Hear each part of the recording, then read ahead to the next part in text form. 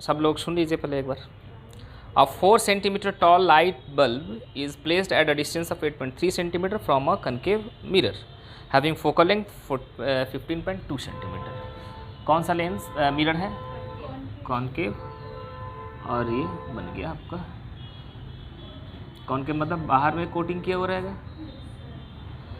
Focal length पहले देखिए, having focal length 15.2 centimetre.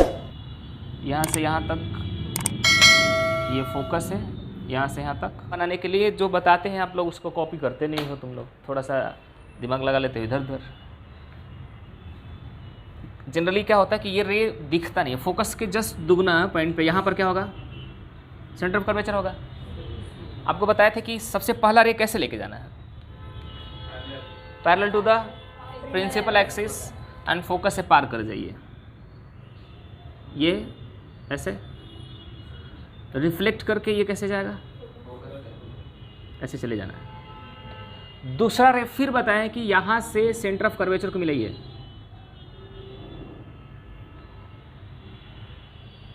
ठीक है, अब देखिए तो ये दोनों इधर दूर हो रहे हैं, नहीं दूर हो रहा है, थोड़ा सा ऐसे खींच दिया तो थोड़ा सा ऐसे आ गया है, ये ऐसे चला जाएगा और ये थोड़ा सा नीचे की तरफ आएगा।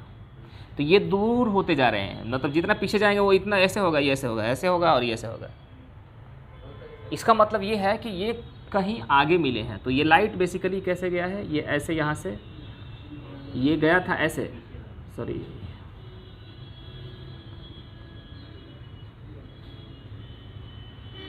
फिर यहाँ से टेढ़ा हो गया और ये गया है ऐसे। ठीक है, तो यहाँ तक तो लाइट ऐसे जाएगा और ये मिरर से तुरंत टकरा के पीछे चलाएगा। मिरर के पीछे वाला लाइन सारा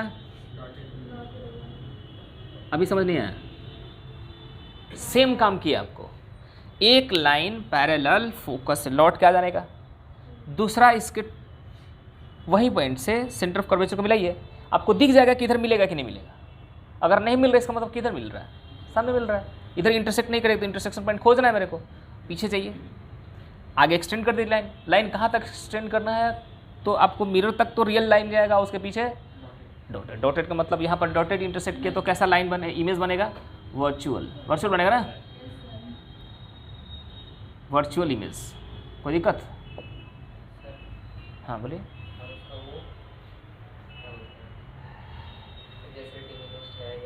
देख लीजिए ऑब्जेक्ट कितना बड़ा है, इमेज कितना बड़ा है, इन लार्ज बनेगा। ठीक है, अब ये कितना दूरी पर बना भी इसको सोल्व करना है। तो फ्रॉम द मिरर फार्मूला, आइए देखिए।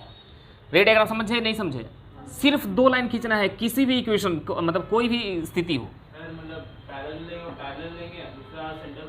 मिलाने का। चुपचाप सेंटर ऑफ कर्वेचर मिलाने का, सीधा लाइन मिलाएगा जहां कटा उस लाइन को। हाँ ले सकते हैं, लेकिन आप काहे लफड़ा क्यों लेंगे? इसमें तो हम बता रहे हैं आपको, इसका एक अच्छा बात बताएंगे। अभी क्वेश्चन सोल्व कर लेने दो, इसको कर ले तो 1/v + 1/u = 1/f तो होता है। ठीक है, अब इस रे डायग्राम से साइन कन्वेंशन को फिर से चेक कर लीजिए। Taking as a positive sign, all the distance are measure from the pole. यहाँ से इसको मापेंगे, दैट इज द ऑब्जेक्ट। तो u बराबर कितना, उल्टा डायरेक्शन में आ रहे हैं तो -8.3। यहाँ से फोकस पीछे की तरह ही मापना चालू करेंगे तो फोकल लेंथ कितना, -15.2। भी के बारे में अभी आप कुछ नहीं कहिए। तो रे डायग्राम मेरा सही बना है तो इसलिए हमको दिख रहा है कि उधर बन रहा है, वो उसका आंसर प्लस आएगा। बट आपको अगर शायद गलत बन जाए तो गड़बड़ हो जाएगा, तो आप छोड़ दीजिए, अपने आप आंसर उसका देगा वो। 1/v बराबर 1/, फार्मूला ही पहले अभी चेंज कर रहे हैं, -1/, ये फार्मूला ऐसे भी लिखा जा सकता है। आप इसमें वैल्यू पुट करिए। 1/f का वैल्यू कितना, -15.2। यहाँ पर माइनस फार्मूला का, और ये अपने आप में ये माइनस है, -8.3। इस तरीके का और डेटा देने का क्या ज़रूरत था भाई? अभी एलसीएम निकालने में तुम लोगों का माथा होता ख़राब हो जाएगा। तो हम नहीं दिए हैं बेसिकली, ये क्वेश्चन लिखा हुआ था ऑलरेडी, तो उससे कोई लेना देना नहीं है, छोड़ दीजिए। तो अब यहाँ पर ये क्या हो जाएगा, प्लस हो जाएगा। तो 1/-15.2 + 1/8.3। अब इसको सोल्व करेंगे तो सबसे पहले एलसीएम लेंगे, कितना, 15.2 इंटू कर लो, और नहीं तो हम लिख देंगे ऐसे ही ऊपर में ये माइनस दे रहे हैं, तो माइनस 8.3 प्लस 15.2। नहीं समझे? ये प्लस माइनस घटेगा कितना होगा? 3 7 चुपचाप लिख दिए, देख लो, गड़बड़ नहीं करने का। 126. अब बताओ साइन क्या, इधर माइनस से प्लस आ गया, प्लस हो गया, सारा प्लस हो गया। तो अब इसको डिवाइड करके बताइए। अरे तो तुम अब सुनो, ये है 1/v। पागल जैसा काम करता है, ये उलट दो तो v ऊपर में, ये हो गया 1। अब करो, अब करो, अब नहीं आएगा, बड़ा छोटा है। 126.16 डिवाइडेड बाई 6.9 कितना? 18.284 सेंटीमीटर। साइन आया क्या? पॉजिटिव। प्लस आया का मतलब क्या? ये आपका ऑप्टिक सेंटर से मेजर करने का आपका रेफरेंस लेवल है। तो प्लस का मतलब आप किधर जाओगे? इधर जाओगे कि इधर जाओगे? इधर जाएंगे। कितना डिस्टेंस दूर जाएंगे? 18.28। वहीं पे जाके देखना इमेज बना हुआ रहेगा। ये वर्चुअल इमेज दिखाई, मतलब यहाँ पर कोई रियली कुछ है नहीं, आपको जस्ट लगेगा, ठीक है। इस इमेज को सुनिए, इस इमेज को स्क्रीन पर उतारा नहीं जा सकता है। बात नहीं समझ आया? वहाँ पर कोई अगर स्क्रीन रखते हैं तो उस पर ये अपीयर नहीं हो सकता है ड्यू टू द वर्चुअल, ठीक है। ये आप ये सारे इमेज जो आप देखते हैं मिरर में, जो घर में अपना आईना मुंह देख कर घर से निकलते हैं, वो सारा का सारा कैसा इमेज बनाता है? वर्चुअल बनाता है। वो अपने घर में देखते हैं या दूसरा घर में इमेज बनता है उसका। अच्छा, इस इधर दीवार पे हम आईना लगा दें तो हम यहाँ खड़ा रहेंगे, तो जितना डिस्टेंस इधर खड़े हैं उतना डिस्टेंस पीछे मेरा तो उसके घर में बन रहा है। तो देख रहा होगा मेरे को, पॉसिबल है? लगा देता है स्क्रीन, हमको देखने लगता है वहाँ पर। ऐसा पॉसिबल नहीं है। तो रियली में इसका इमेज बनाया नहीं जा सकता, स्क्रीन पर नहीं बनाया जा सकता, इसलिए इसको क्या बोलते हैं? वर्चुअल इमेज, काल्पनिक। ये माइंड में बनता है, ठीक है। इस वाले डायरेक्शन को कि नेगेटिव मान लेते हैं, इसको पॉजिटिव मान, इसको नेगेटिव मान लें, निकाल दें फिर से। इतना टेढ़ा कैलकुलेशन तुम दोबारा करवाएगा, आंसर सेम आएगा क्या? हाँ, माइनस में आ गया तो आपका माइनस इधर ही है ना, है कि नहीं? आपका माइनस तुम क्या माने हो? इसको क्या माने हो? तो निगेटिव ऑफ इतना आया है, तो यहाँ से निगेटिव तुम इधर ही जाओगे ना। नहीं समझा? तो बस उधर जाओ, उधर इमेज बना दो। नहीं, आप लिखोगे क्या कि द इमेज जो फॉर्म हो रहा है, the position of the image लिखोगे ना, तो क्या लिखोगे? Behind the mirror.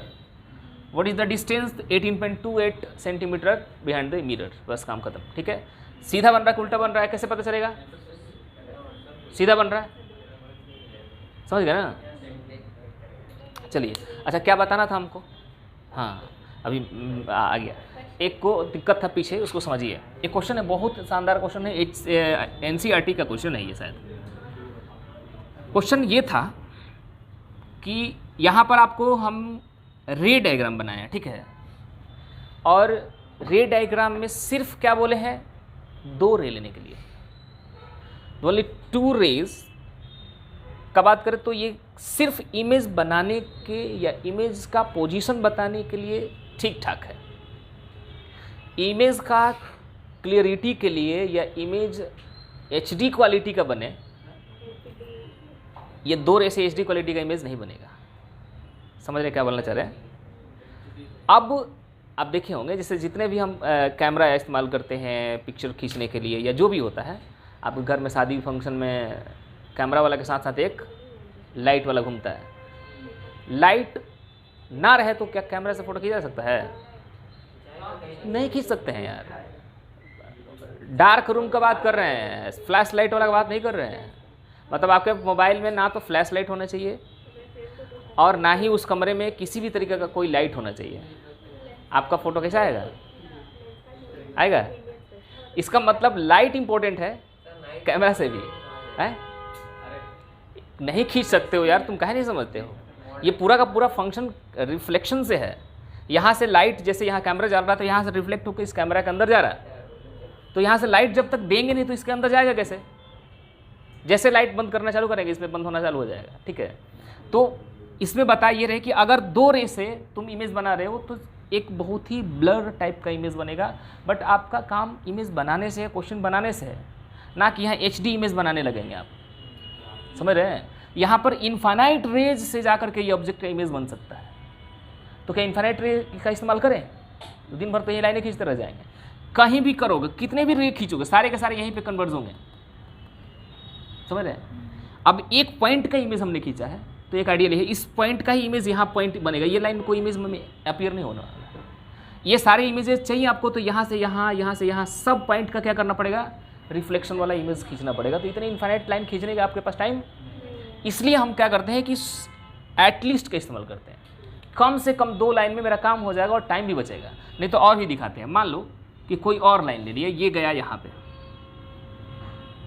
यहाँ से यहाँ भी गया होगा, इसमें कोई शक नहीं है।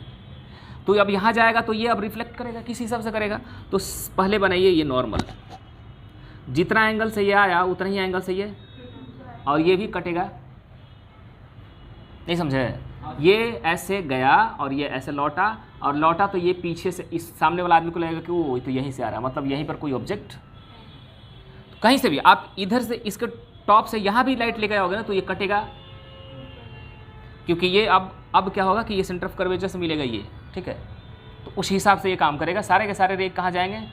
इसी तरीके से जाएंगे, मतलब उसी पॉइंट को कन्वर्ट करेंगे, इमेज वहीं बनेगा। तो आप कौन सा रे बनाएंगे बताइए? आपको ये आसान रे लग रहा है कि ये वाला आसान लग रहा था? सबसे सिंपलेस्ट 2 रे चूज हम यही किए हैं, एक parallel to the principal axis and passing through the focus, and the next one is passing through the centre of curvature. जहाँ इंटरसेक्ट करेगा वहीं पे इमेज बनेगा, कहानी खत्म, समझ गए? कभी कभी एक केस होता है जहाँ पर आपको पैरेलल खींचना पड़ता है, बट अगर आपको रे डायग्राम दिखाना नहीं है तो आप खींचिए, कोई दिक्कत नहीं है। क्या होता है कि कभी कभी कन्फ्यूजन, जैसे इस केस में क्या होता है कि अगर ऑब्जेक्ट सेंटर ऑफ कर्वेचर पे हो जाए तो एक रे तो आप खींचेंगे या फोकस से चले आएंगे, और दूसरा इसी के और सेंटर ऑफ कर्वेचर पे ही ऑब्जेक्ट है तो आप टेंशन में बढ़ जाते हैं कि यहाँ से आप कैसे लाइन खींचें। आपको क्या बताया कि इसके टॉप से सेंटर ऑफ कर्वेचर से लाइन खींचना, खींचिए ना, क्या दिक्कत है? तो लोग बोलते हैं कि यहाँ से कैसे खींचे, ये तो यहीं पर ऑब्जेक्ट है, ऐसा कुछ नहीं है। जो लॉ है काम करिए, ख़त्म, यहीं पर ये इमेज बन गया, समझे?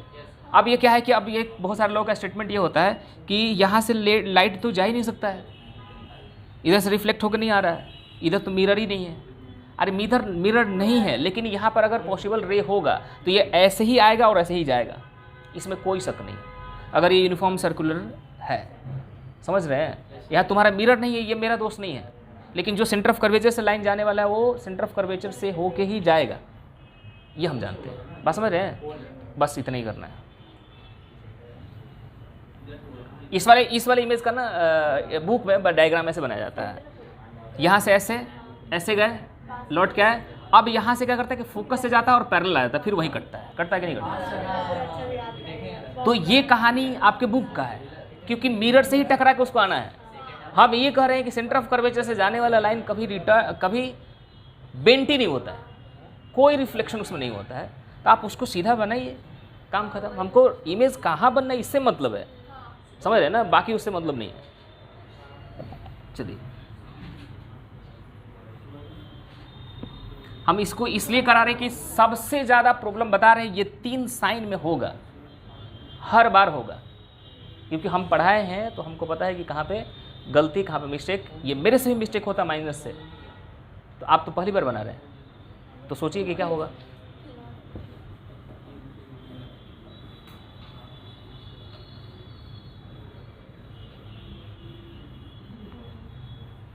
और कौन सा क्वेश्चन करें बोलो? इसको पकड़ के रखें, नहीं तो ये कब से बंद हो जाता है। बोला अगला क्वेश्चन कौन सा करें? इसमें से कौन सा मेरा डाउट है? इस 3 में से कोई एक।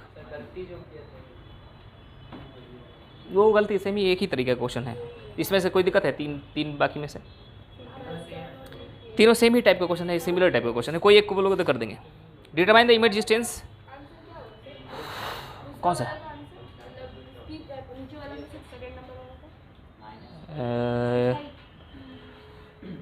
इसमें से कौन सा सेकंड नंबर, इसका सेकंड नंबर का इसका क्वेश्चन, मतलब आपका हिसाब से थर्ड नंबर -30, ठीक है -30 आया है। मैग्नीफिकेशन 1 है, तो साइज़ ऑफ द इमेज भी सेम आ रहा होगा क्योंकि सेंटर ऑफ कर्वेचर पे ही ऑब्जेक्ट था बेसिकली ये वाला क्वेश्चन में। ये अभी जो बता रहे थे केस ना वही था।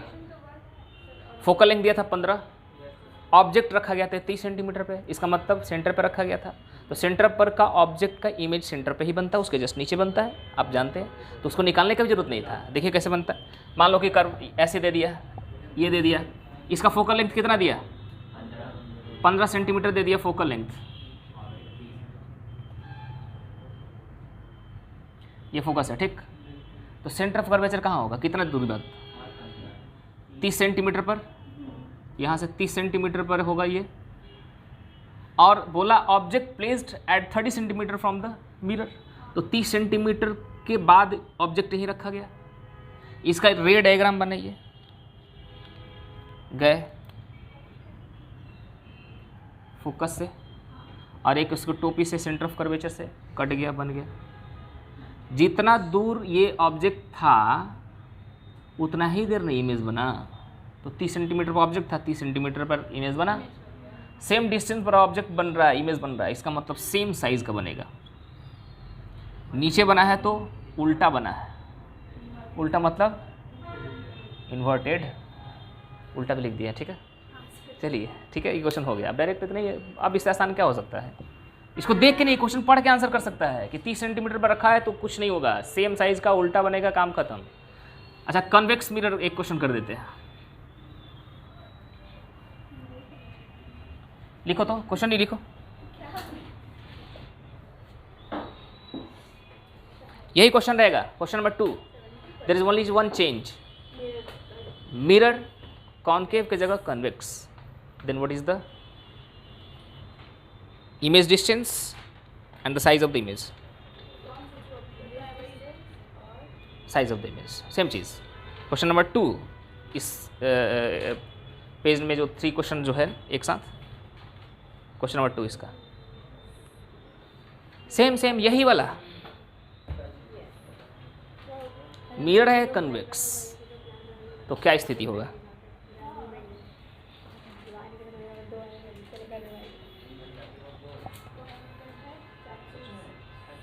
इसको तो हम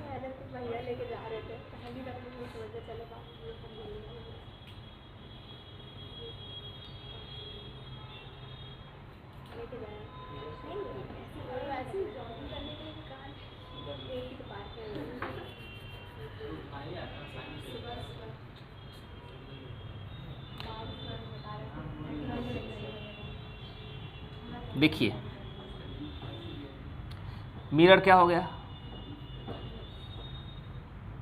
कॉन्वेक्स हो गया। Focus 15 centimetre, radius of curvature मतलब सेंटर ऑफ कर्वेचर यहाँ से यहाँ तक 30 सेंटीमीटर। आप बिना बनाए नहीं बोले, ठीक है। तो ऑब्जेक्ट उसमें इधर रखेंगे, किधर रखेंगे, कितना दूरी पर 30 सेंटीमीटर पर, जितना डिस्टेंस है उधर मान लो यहाँ पर ऑब्जेक्ट थोड़ा बड़ा बना रहे कि तुमको दिखे। यहाँ से कितना 30 सेंटीमीटर पर मिरर से इमेज रख दिया, बाकी सारा सिचुएशन सेम है, ठीक है। अब आप इसका रे डायग्राम बनाना चाहते हो तो बना लीजिए, क्या दिक्कत है, कैसे बनता है। First ray parallel to the principal axis passing through the focus, इधर लाइन नहीं जाएगा, क्यों नहीं जाएगा, मिरर के पीछे कोई लाइन एग्जिस्ट नहीं करता है, इसका मतलब ये गया है इधर, तो ये गया इधर। दूसरा लाइन सेंटर ऑफ कर्वेचर से थोड़ा दूर था, टेढ़ा हो गया है, बट फिर भी हम वहीं पर ले जाएंगे, कोई दिक्कत नहीं, ठीक है। यहाँ भी इसके पीछे कोई लाइन एग्जिस्ट जैसे ये गया वैसे ही लौट के यहीं से चला आएगा। कटा यहाँ पे कि नहीं कटा? कटा तो यहीं पे इमेज बनेगा, समझे?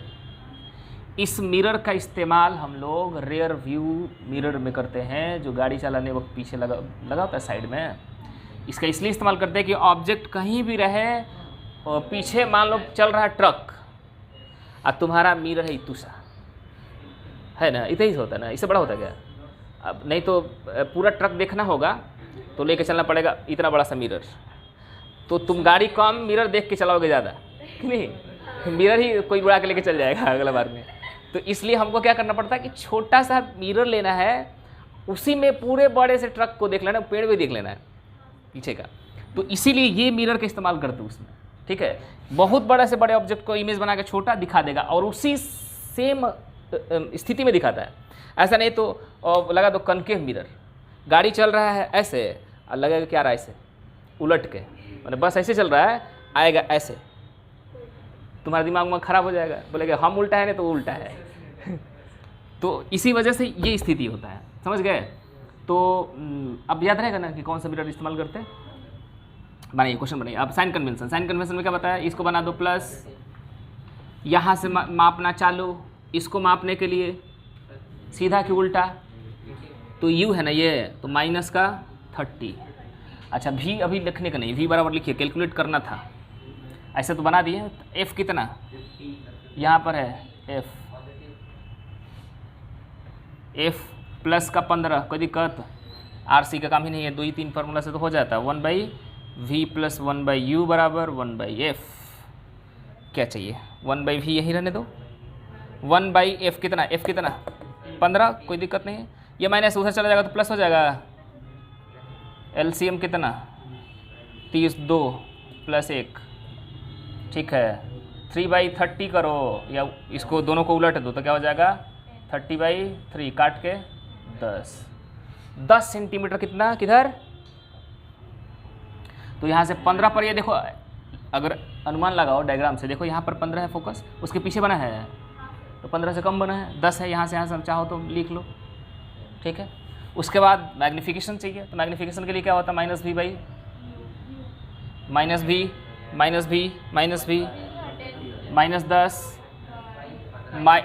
यू कितना माइनस गया 1/3 का मतलब समझिए, मैग्नीफिकेशन 1/3 का मतलब होता है साइज आपका ऑब्जेक्ट का जितना भी बड़ा होगा उसका 1/3 कर देगा।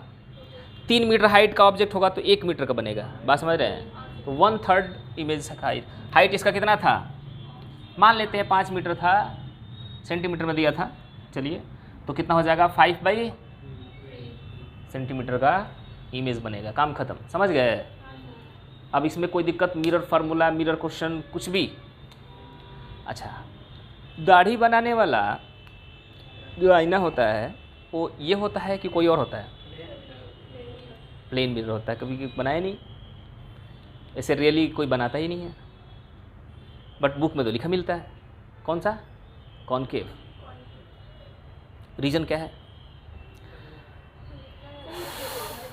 ये दाढ़ी, अच्छा बनाने में, दाढ़ी में क्या बनाते हैं आप, मतलब यहाँ से एक बाल मान लो दिख रहा है, इसको काटना है तो ये मिरर ले लिए, तो बाल था इतना बड़ा सा, आप देख रहे और दिख ही नहीं रहा, पता नहीं, इसका इस्तेमाल नहीं कर सकते हैं। इसका हर पूरे यहाँ से लेके यहाँ तक हर सिचुएशन में यही बनता है इमेज, इसी के बीच में ही बनता है, ठीक है। उसके बाद तब ये इमेज, ये वाला मिरर नहीं लेंगे, वो वाला लेंगे। उस वाले में दिक्कत क्या होगा जानते हो? अगर कोई जानकार नहीं होगा तो मिरर अगर वहाँ लगा के ऐसे देखेगा तो उसका मुंह ही उल्टा दिखेगा, नहीं दिखेगा।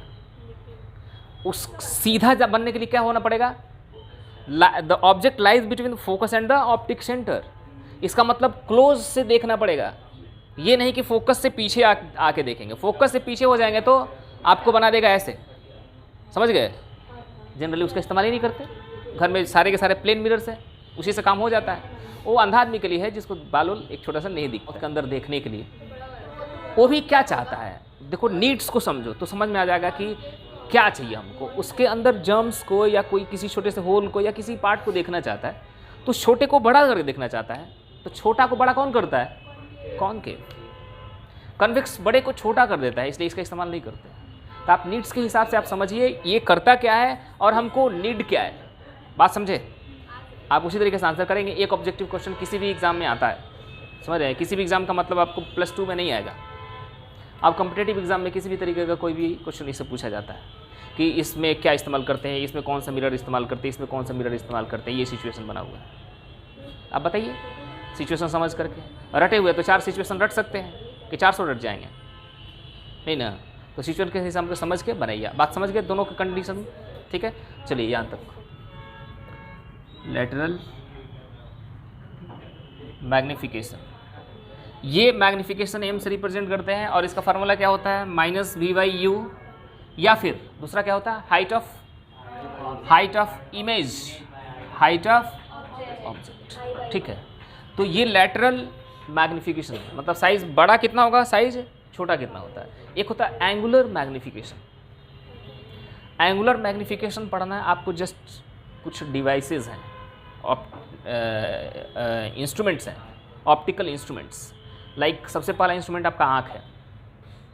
आँख के ऊपर एक एंगल बनता है और एक मिनिमम एंगल आप देख सकते हो, उससे छोटा एंगल आप देख नहीं सकते। कोई ऑब्जेक्ट अगर दो, जैसे मान लो कि तुमको ये और ये दिख रहा है, सही दिख रहा है, तो ये अलग चीज़ है और ये अलग चीज़ है। ये HI और ये HO पढ़ रहे हो ना, अगर तुम इसमें दोनों में एंगल डिफ्रेंशिएट नहीं कर पा रहे हो तो तुमको दोनों एक ही के ऊपर एक दूसरे के ऊपर मिलेगा। इसका मतलब तुम आइडेंटिफाई नहीं पढ़ नहीं पाओगे HI पढ़े कि HO पढ़े, ठीक है? जैसे मान लो कि 2 लाइन ऐसे खींच दिए, हाँ, तो ये दोनों लाइन, आँख खराब होगा वो कोई फील कर सकता है, और इसके लिए आप ना आँख खराब तो नहीं कर सकते हैं, नहीं तो खराब करके आओ। नहीं ठीक है इतना, ठीक है?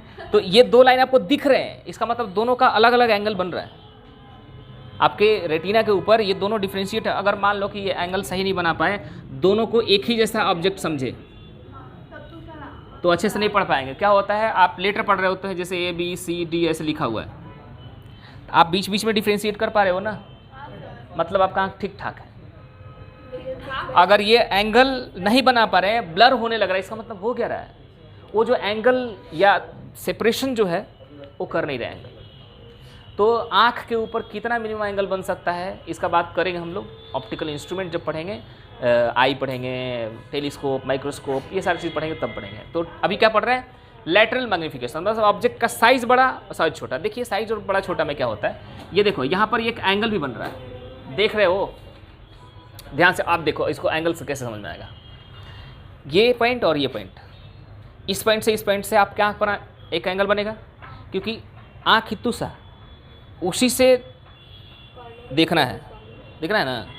अच्छा, यहाँ पे अभी यहाँ पर ये रखे, देख लिए, इसको आँख के सामने सटा दें, फोकस कर पा रहे हो अंदर तक का, ठीक है? 15 सेंटीमीटर आप लोग देख लेना। क्लियर विजन, क्लियर समझते हैं, मतलब सबसे क्लियर या सबसे फ्रेश 25 पे दिखेगा। और नज़दीक आने पर आपको आई को और क्या करना पड़ता है, दिक्कत होगा, और ज़बरदस्ती उसको देख रहे हैं आप, ठीक है?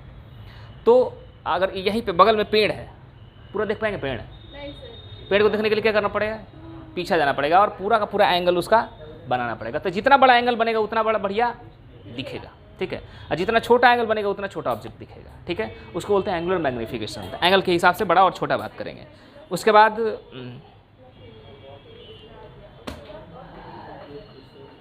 अगला दिन पढ़ाएंगे।